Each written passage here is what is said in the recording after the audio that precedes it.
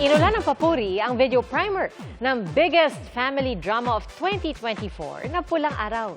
At trending din ang pag-judge sa fitness competition ni Kapuso primetime queen Marian Rivera. Saksi si Nelson Canlas. Marian Rivera Dantes. Serving visuals like a goddess si Kapuso primetime queen Marian Rivera na judge sa isang beauty and fitness competition kagabi. Mom of two na, pero tone pa rin ang kanyang abs. Bukod sa nag-uumapaw niyang ganda, Good evening. pinusuan din ng marami ang have na pag-atake ni Marian sa request ng isang finalist. I'm sorry. Could I get English, please? I will try my best. Are you ready for this? Too authentic not to appreciate daw ang moment na inislay ni Marian with her game face on. Your social media following grew when you become a finalist. How would you use this opportunity even after your super bad journey? I think you understand that.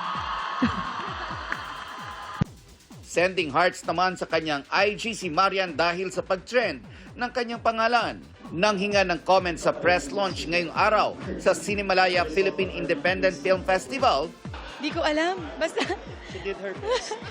I did my best.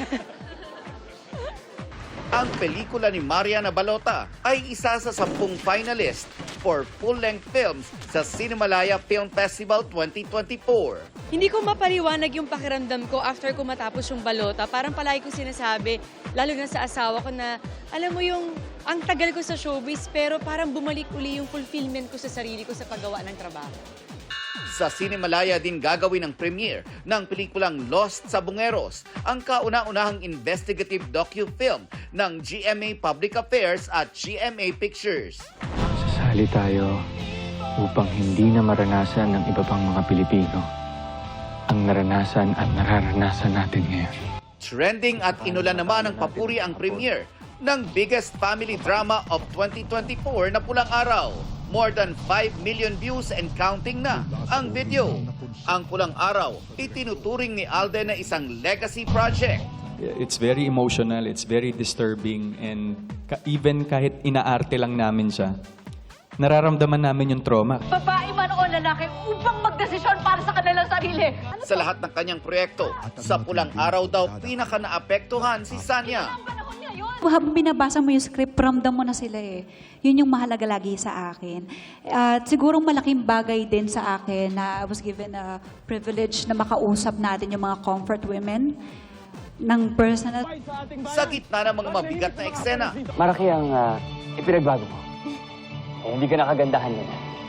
di mawawala ang kilig na hatid ng tambalang Barda. Honto ni Ashtarif Adrina. Bago na-experience ko kay Barbie yung last scene natin dun sa... Ano ba yun? Nag-I love you yata ako. Natutuwa ako sa kanya dahil talagang pinag-aaralan niyang mabuti yung kanyang Nihongo. Kasi kahit yung Japanese na language, kahit konti lang, kahit yung pagtatagalog niya kasi, hapon pa rin. 'Di ba? So mahirap talaga yung karakter niya. Layo ng serye na buhayin muli ang pagmamahal ng mga Pilipino para sa kapwa Pilipino at sa bayan. Makakauwi na tayo sa ating mga pamilya ng payapa at walang iniisip. Yun lang ang aking nais. Makauwi sa aking kapatid. Sa taong mahal ko. Mapapanood ang Pulang Araw sa Netflix Philippines mula July 26 at sa world premiere nito sa GMA sa July 29. Para sa GMA Integrated News, ako si Nelson Canlas, ang inyong saksi. Paano kung ang pagdalaw sa piitan hindi inmate ang sadya, kundi obra? Sa isang kulungan kasi sa Lipa, Batangas, may art gallery na bukas sa publiko. For sale ang mga artwork gaya ng miniature structure na kamukha ng isang apartment complex sa Hong Kong na sikat sa mga turista. At meron ding diorama ng fishing village at mansyon. Obra ang mga yan ng isang PDL o Person Deprived of Liberty mula sa mga patapong gamit tulad ng lata, sanga ng puno at bato. Ayon sa warden, ang exhibit ay bahagi ng Hope Project. Layo nitong tulungan ng mga PDL na hindi kayang makapagpiyansa at makapagpagamot.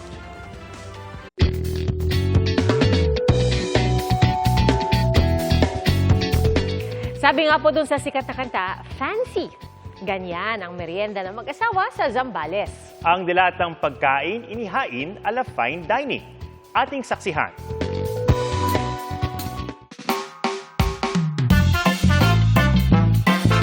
Chibog time na! Extra special ang nilutong itlog at sardinas. Nang ilagay kasi sa plato, aba, naging aesthetic. May teknik ang pagkutsara ng sauce, pati pagpwesto ng iba't ibang side dish. Ang simpleng pampalaman sa tinapay, naging pang fine dining. Kahit ang mga rekado, mga naiwan lang sa bahay ni na Arnel. Sabi ng maraming netizens, approve!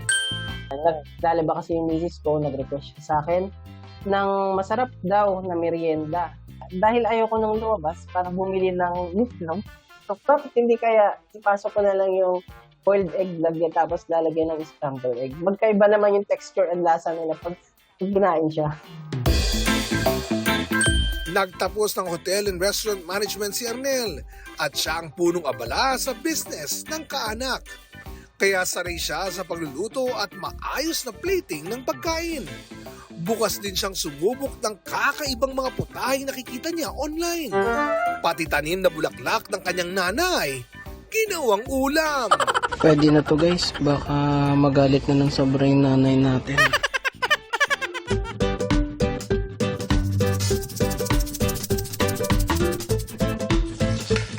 Ang prinitong buganbilya. Nakikin pa naman sa lahat dito sa bahay. Masarap naman daw. Parang lasa, ano na siya, hindi mo siya malalasahan na lasang bulaklak. Anumang putahe ang ihain basta't pinaghirapan, di lang bubusog sa tiyan, kundi magpapasaya sa puso ni Numan. Para sa GMA Integrated News, Oscar Oidang inyong saksi. Fancy nga. I know. Very, very fancy. Mga kapuso, salamat po sa inyong pagsaksi. Ako si Pia Arcangel. Sa ngalan ni Arnold Clavio, ako si Atom Araulio para sa mas malaking misyon at sa mas malawak na paglilingkod sa bayan. Mula sa GMA Integrated News, ang News Authority ng Filipino. Hanggang bukas, sama-sama tayong magiging saksi!